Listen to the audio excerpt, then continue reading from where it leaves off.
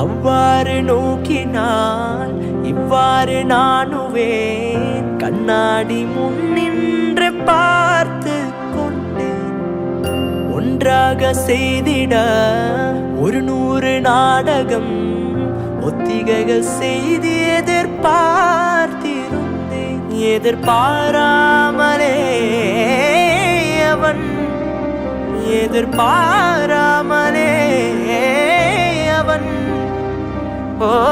பின்னிருந்து வந்து என்னை பம்பரமாய் சிலிற்றி விட்டு உலகுண்டு பெருவாய் இந்த வாயோடு வாய்ப்பதித்தாய். இங்கு பூலோகம் என்றொரு பொருள் உள்ளதாய் இந்த பூங்கோதை மறந்தாலடி.